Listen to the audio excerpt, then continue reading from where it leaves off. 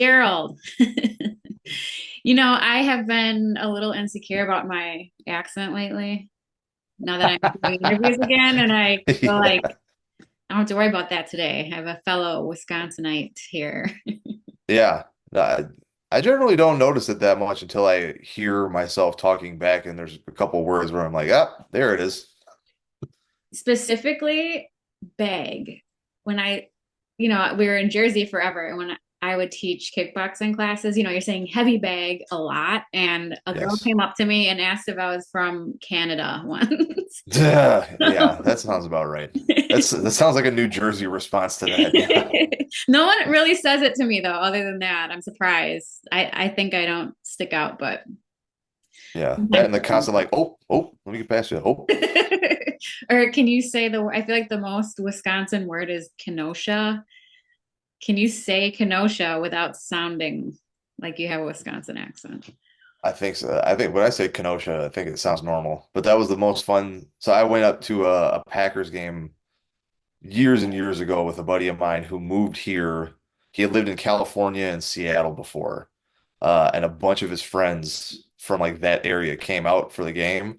So as we're driving up, we're passing all these cities and they're like, what the hell is that? I'm like, oh, Schwabenon. And they're like, how do you get that?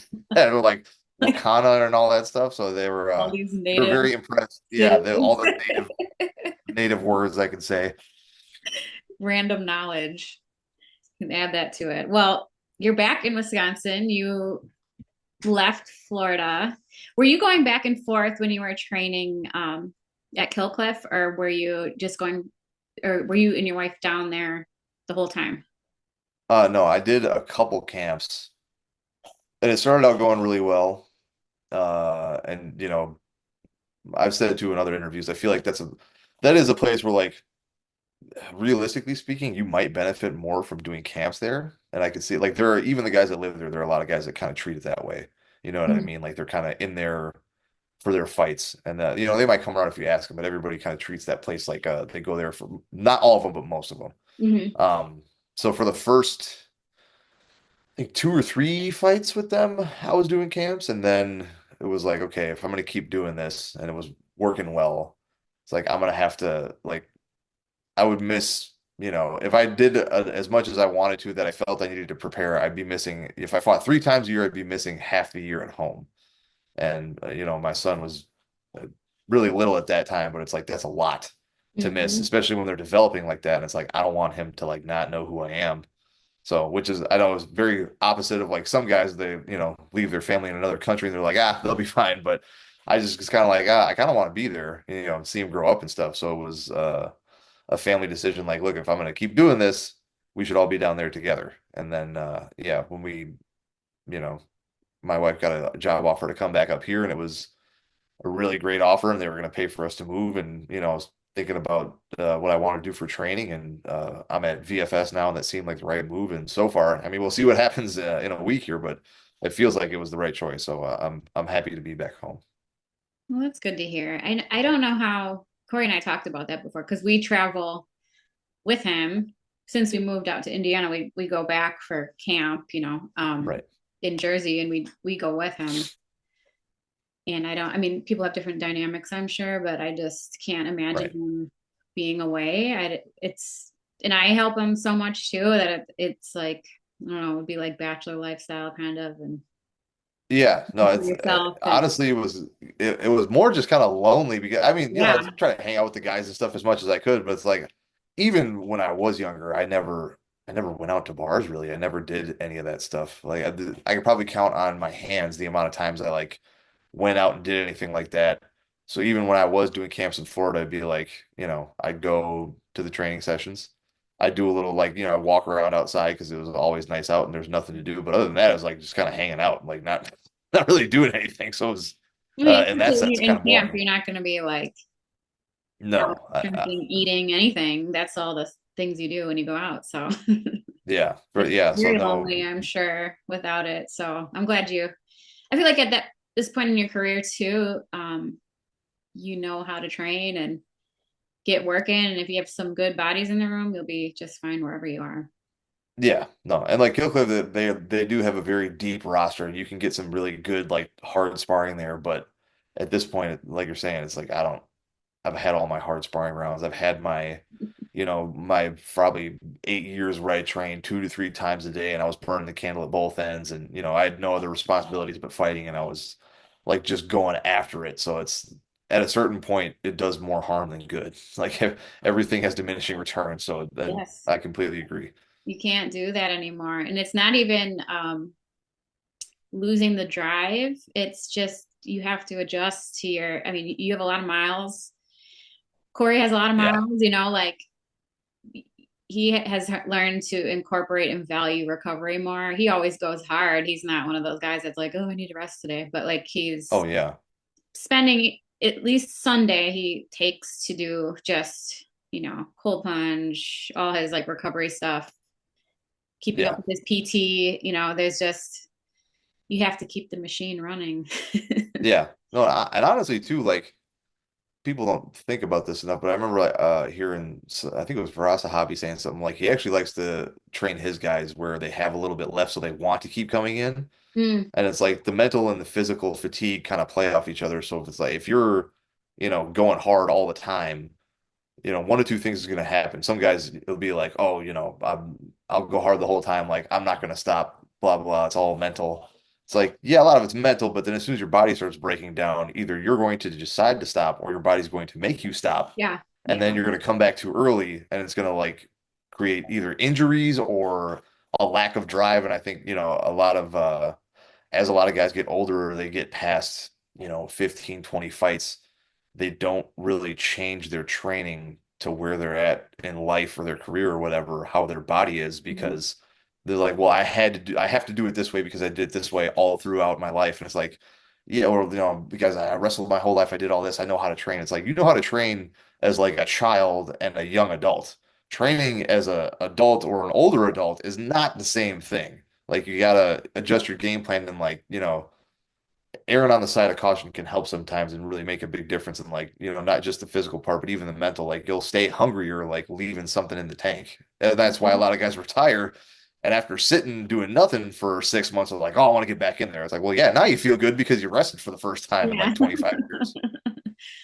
Yeah, it's almost good now that Corey has like a specific window for camp because Yeah. he would go hard all the time. Like I know you and Corey, guys, like you are, not to be cliche, but it's like your lifestyle. You're just always in shape. And I think that's why you guys don't get hurt a lot either. I feel like the guys that are accident prone and injury prone are like that because they let It's themselves get all out or of nothing. shape and they Yeah. probably cut too much weight. And it's just that it puts a lot of stress on your body and it just comes out when you're down to the wire every time. But it's good for him to kind of like have a little, this is when I Yeah. turn it up, because if he would do camps that were like 12 weeks long, he would just be broken down by the end of the camp and it was Oh, more yeah. harm than good.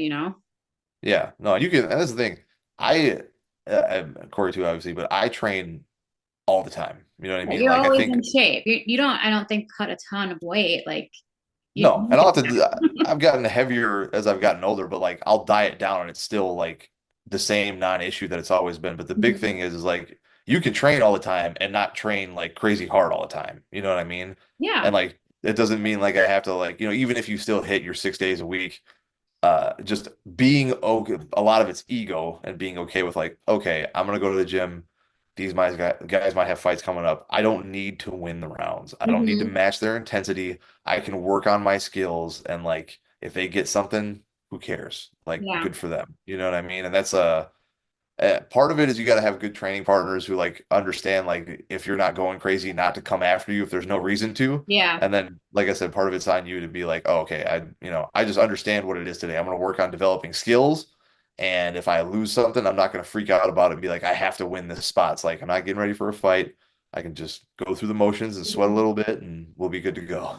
Yeah. Yeah. A lot of it's just the discipline of staying active, lifting, cardio, just keeping lean. And Corey, he still does wrestling and MMA, but it's Oh yeah, not like as intense yeah, out here, I would say. So he gets his push in, but it's nothing too crazy, Yeah. I'd say. Yeah. You're not getting ready for a title fight. Yeah, exactly. I mean, you are an interesting case because I feel like you're not the typical, your career didn't have the typical arc. Like you kind of got in the UFC with more fights and they usually take people, and you've hung around a long time. I couldn't get over your record. And I know it's not even accurate, but it said 37-18. You have more fights than that, don't you? Oh yeah. Yeah. At one point I knew how many were quote unquote undocumented, but I honestly don't remember anymore. That's it's impressive. I mean, longevity is a whole different, I mean, you're definitely the person to talk to when it comes to maintaining your body, but that's Yeah. insane, Gerald. And I think that it's really played into this I don't know, style you have now. I've talked to you before. I think about it. It kind of reminds me of Glover, like his resurgence that he Yeah. had, where he utilized his, fight IQ, experience, and grappling. Yeah. I feel like you are the type of person that if someone doesn't have good fight IQ, you'll expose them, you know? Oh yeah. No, if there's a unless they have like a unique athletic attribute that is going to prevent me from getting to where they're not good, I'm, even the way I game plan for fights, I'm like, I'm going to take you to where the fight's the easiest to win. You know what I Yes. mean? And now usually that is me taking them down and getting a choke, but the Spice Lee fight was like a good example of like I knew that guy was really tough on the ground. It was probably a little bit better for me to stay on the feet. Mm-hmm. And then even like when I fought Bartosz Fabinski, I knew he wanted to be on top and do a lot of ground and pound. So like I'm gonna mix it up with him on the feet, but I'm gonna let him shoot in because he kind of gives his neck and then kind of go from there and attack submission. So it's still kind of in the submission wheelhouse, but it's like you don't always have to do the same thing. And that Mm-hmm.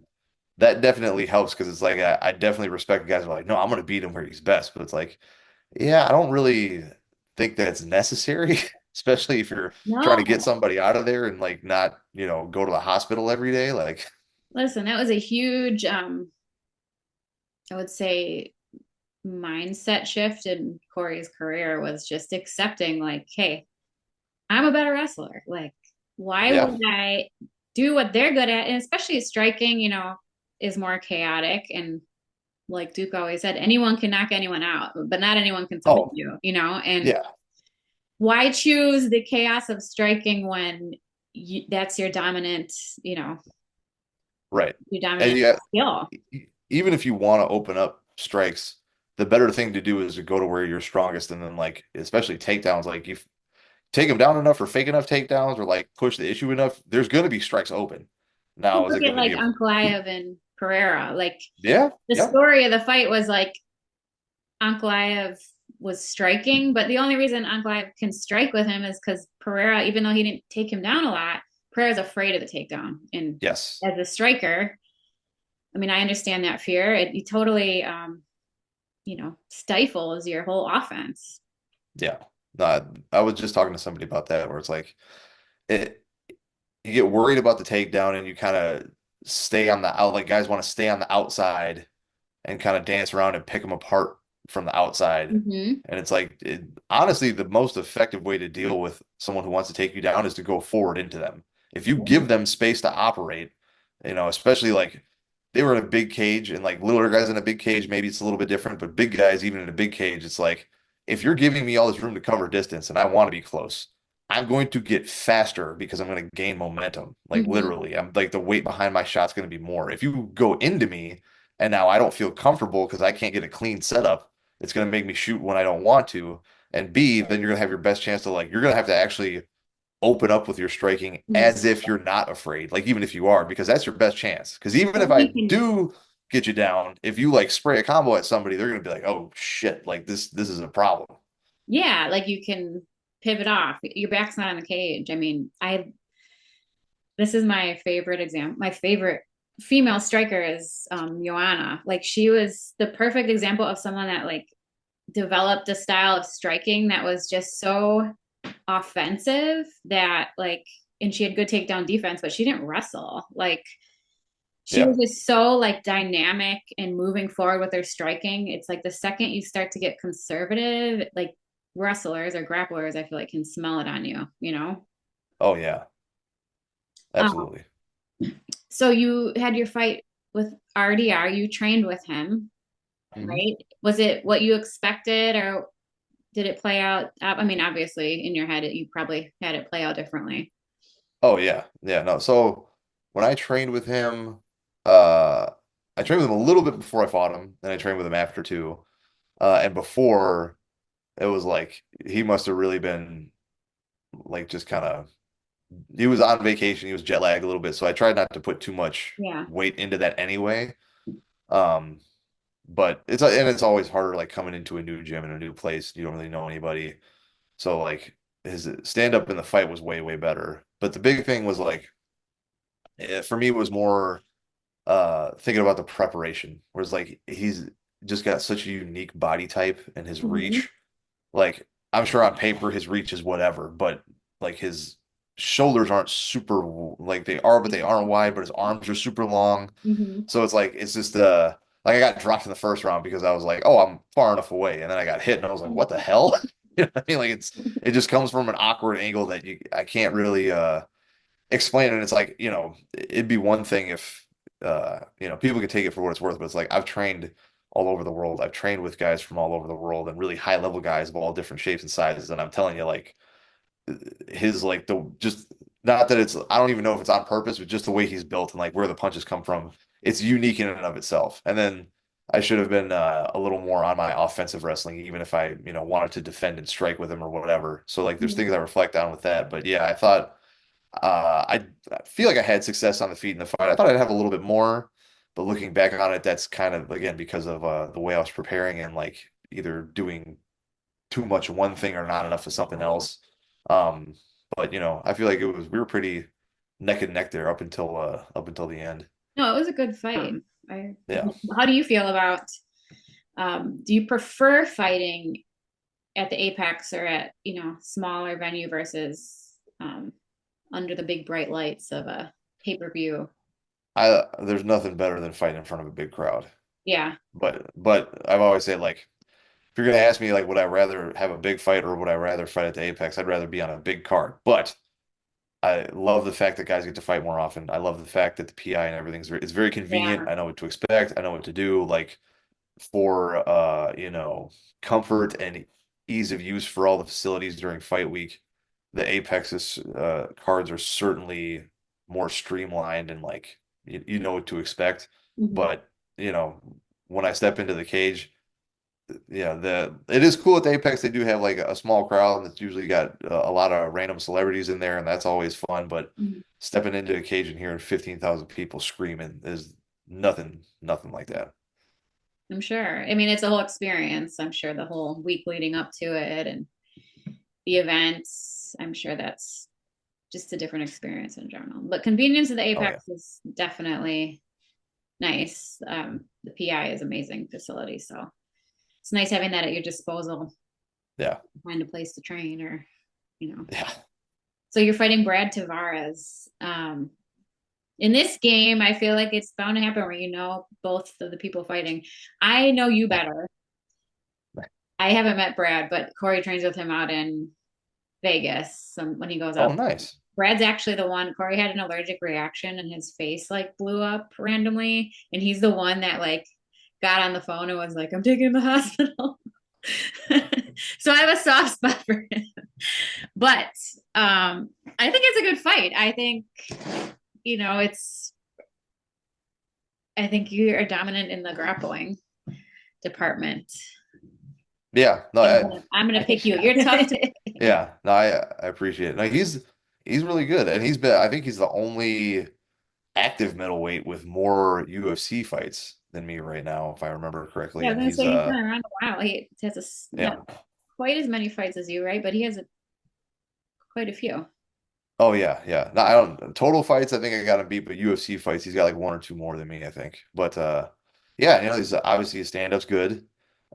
He's a well-built guy, and he's really, really good with his takedown defense as far as like he gets his legs wide. He's getting on the head right away. He's fighting the hands, and he's getting like plastering himself to the cage. You know what I mean? Like anybody, even though it was one of his like later fights, anyone that can kind of stop Weidman from taking him down, they're going to be tough to deal with. You know what I Yeah. mean? Yeah. And you know, it definitely like if you attack his legs, it's going to be you get your work cut out for you. But yeah, no, I'm excited. It's nice to fight a guy who's like been around too, and is like another or you know he's a good name as opposed to like fighting another guy that's like 3-0 off contenders or something like that. So Yeah. Yeah. that's a nice change of pace. Yeah. I think it'll be a good fight. I'm looking forward to it. Do you think with the win, is there someone you have on your list that you would like to fight next? Oh no, I haven't even thought about that. I mean, I'm coming off a loss anyway, so it's not like I can be picking and choosing. So pretty Yeah. much I'm focused on this. And then Bilal and Charlie Radke have fights in May. Some big fights in May. Oh, actually, first Yair's got a fight the week after me. So Oh, he hopefully he trains does. there. Yeah. Yeah, so hopefully he does well with that. That'll be fun. Pitbull, right? Yeah. Yep, that's gonna be a even like you're saying objectively a fun fight to watch. So Yeah. he's up the week after me, and then we got, you know, I'm helping Bilal and Charlie a lot, so that's what I'll be focused on until May 10th or whenever their fight is. But yeah, so they some big stuff in the works there, and then it's kind of like, you know, I don't really know. I got to get this one first, and then it's kind of like, well, you know, won one fight. It's not like I'm on a streak or anything, so it's just making sure I maintain what I got going, put two fights together, and then I can start thinking about, Yeah. you know, a name possibly. So, I mean, what would you say are your aspirations career wise right now? Like, is it still the goal to get to the title always, or, Kevin Holland seems to That's just like to make money? Everyone kind of has a different incentive. anyone that says they don't want to get the belt is a liar, but I totally understand that like I am much farther than I am closer from the belt. So it's like, you know, that's always like a distant goal. Yeah. But I have to win the next fight and then I gotta win the fight after that and I gotta beat a ranked opponent and I gotta beat another, you know what I mean? So there's I mean, it's so uh hard at this level to like put together a win streak, It's just yeah. Yeah. in the So finish, I mean, you have obviously the record for finishes in your division. right. Getting finishes at a high level is hard. A lot of people talk shit about like Yeah.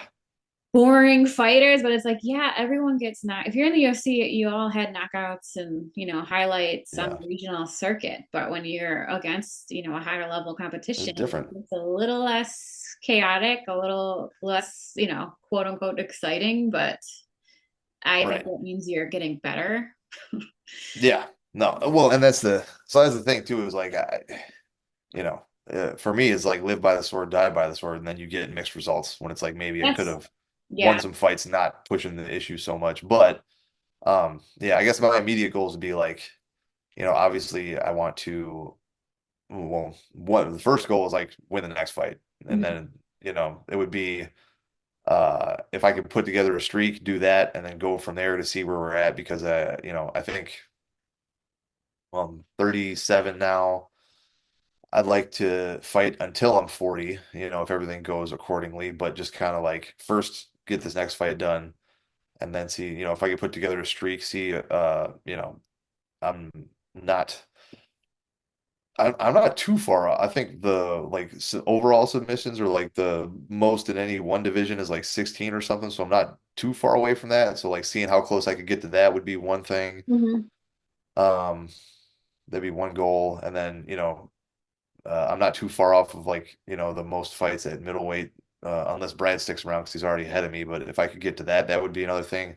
Obviously, making money is very important. You know what I mean? Yeah. But just kind of as I'm on this will be the new first fight on a new 6 fight deal. So Okay. just, you know, making sure that I get everything taken care of on this one and put myself in a position where like I decide to step away and I'm not forced to. You know what I mean? Well, it's rough to like get out. Yeah. It's not easy to get out with a clean break. So, Yeah, no, that's the thing. It's like if I, you know, if I never even get, you know, close to title contention, but I make enough money to support my family and I can walk away on my terms and kind of like transition to the next thing and like, you know, shake hands with the UFC and be like, okay, like that's it for me. I'm on my way. I'll be Yeah. more than happy with that. Yeah. Yeah. I mean, the money matters. It makes a difference. And, you can feed your family. That's when you're young, I feel like you just want to fight. A lot of fighters have that mindset, and Yeah. you have to shift it over the years and plan, Yeah. think about the exit eventually. You don't want to be like SOL when you're done fighting, obviously, which I think a lot of people are. A lot of people don't plan. No, they don't plan. They generally, fighting does not attract like the most forward-thinking individuals. So like most of us don't have it's kind of changing now. I take that back. It's kind Yeah, of changing now, but a lot of guys, thinking, but especially before, yeah, they didn't have skills for afterwards, or like they didn't work. I had to work like odd jobs, so it's like I worked a trade because that would have taken time away from training. mhm. I stopped college because I wanted to fight, and even then, it's like I was going to be a music teacher. Like I wouldn't have been making anything with that anyway. You know what I'm Yeah, saying? So that's guys are getting better now though. Like a lot more people like going through college and wrestling or doing whatever, and at least getting a degree, or working some kind of other like trade job or something, which is good. Um, but yeah, I definitely got to start thinking about because I'm close. I'm not planning on retiring anytime soon, obviously, but it's like I'm closer to the end than I am farther away from it. So. yeah, yeah, yeah. It's hard. I was talking about this with Shane Burgos. In the beginning of your career, you have to be no plan B. Like this is it. I'm all Yeah. in. You have to be that way. And as you get older, and if you're lucky enough to be able to actually have um make a living from fighting, Yeah. a lot of people aren't. You're already an outlier. I think if you can make a livable wage consistently over a period of time, you're doing Yeah. well for fighting. Right. Um, Especially someone like you who has had that longevity. That's really good. But then you have to start. You have kids, and Hmm. you have to plan for the future because it will be over, and it can be at any moment. That's the thing with fighting too. There's just not security long term, unfortunately. But No. No. Yeah, it that's could be true. over at any time. We Did have you a envision, like when you started, did you envision your career like this? Like you've been on the scene for a while, and like did you think you're going to get to the UFC? Did you think that you'd still be in it after all these years? I never really thought about it, to be honest. I always thought I could get to the UFC, or well, I don't know if I ever thought about it in terms of if I can or can't. I just like it was more like I said, I'm going to do this. So it was like much more present way of thinking is like this is the goal that I'm setting out to accomplish, and I'm going to do this until I can't. And like near the end there, it was getting to the point where it was like, well, either I'm gonna get in the UFC or I'm gonna have to stop fighting because at a certain point, fighting for $1,000 on the weekend ain't Yeah. worth it for the way I'm training. So, but luckily it worked out. But yeah, I never really thought about what I wanted my career trajectory to look like. Just that I wanted to be able to do something that I love and like make money doing it. And Yeah. then, I just it's that old, chop wood, carry water, and I ended up in a position where I'm still around. It's amazing. I mean, and for all the hard parts about it, it's a really fun way to make a living. It's Yeah, a fun life. There's obviously, I think, more risks than most careers. But yeah. like I said, you've been able to make like a long-term career out of it, and I love it. I mean, you kind of developed this little following, this cult following where people are making funny memes about you. And Yeah, a how lot do of you feel Chuck about Norris that? style memes is pretty cool. It's very interesting. I think I first started noticing it, and I was like, I couldn't tell at first if it was like they were like making fun of, like kind of not making fun of me directly, but kind of making fun of me, but just like talking it up. But I like played into it, and I thought it was hilarious. And then that just made everybody like run with it. They were like, "Oh, like this guy's in on the joke. Like this is Well, awesome." you're And now it's smart and you have a good sense of humor, so Yeah, like a lot of guys a lot of fighters, which is funny. You would think a lot of us wouldn't be so sensitive, but they'll like take that Twitter stuff like seriously. And I'm like, it's the internet, guys. Like we don't like for a fact if this guy saw you face to face, he wouldn't sit like it's fine. It's not yeah, a big so like and and that's the thing too, is that even if somebody tries to make fun of you or like put you down, and they want to hurt you, if you're in on the joke with them, especially when they don't want you to be, that makes you win 10 times more because then it really pisses them off because they're like, Yeah, no, I'm saying that to make you angry. I'm like, oh, I think it's hilarious. And like, God damn it. You know what I mean? So yeah, I just always I enjoy the ones, especially the creative ones. But yeah, lately it's been like Chuck Norris style memes where it's like I love it. someone said something about like I went to a women's rally and they made me a sandwich or something like that. I was like, that's nice. It's perfect. I love it. I love that you're like people appreciate you too. You know, it's hard Yes. to get fans to appreciate you, you know, especially Yeah, it can be for sure. Unless you're, personality and yeah, unless you win all the time, and even then, it's like, they don't appreciate you necessarily. They appreciate what you're doing. But like, I seem to like, buy into the whole thing. So it's pretty cool. can't beat them, join them too. I told Corey that I'm like, they're making fun of you. Make fun of yourself. Like that's just Yeah, heck yeah. the way to Take go. that tooth out, whistle through that gap. Get in there. He's such a mess. But that's why he made fun of his fight with Jan getting knocked out because people are always like, you know, Oh, that was every time amazing. he says Yeah. anything, there's a little video of him getting knocked out, you know, in any comment section. Oh, I gotta keep yep. seeing it, and it's like, you Share know, that GIF. Yeah. you, and even I mean, you're good friends with Ben. Obviously, he's like the master of like, they don't like you, just turn into a heel then and Oh yeah, pull play them. into it for sure.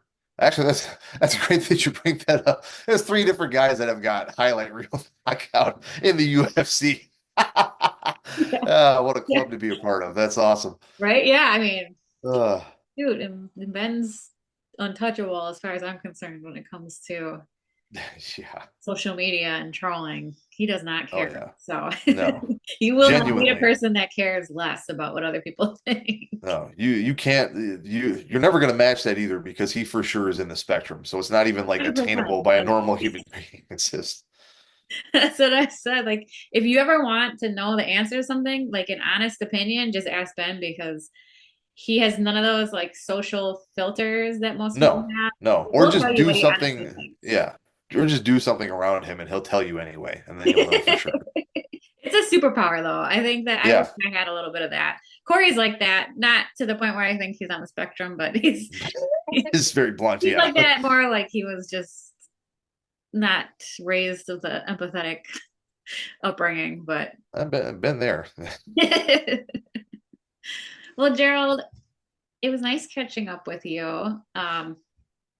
And for people, if anyone is ever listening, I met Gerald in Milwaukee. We started training in at Rufus Sport years ago, and I just have been in touch, following the career. I mean, it's like every fight card we know someone. It's such a small world, so it's fun to Oh watch the yeah. fights, obviously. But like I said, I love that you've stuck around and weathered the storm sometimes, and you're still a tough son of a you know what. And well, I'm looking forward to this fight. It's April 5th, fight night. Emmett versus Murphy at the Apex. So we'll be watching, and hopefully everyone else will. Hopefully get a win and keep stringing together wins and Absolutely. doing your thing. So thank you, Gerald. Thanks. I appreciate it.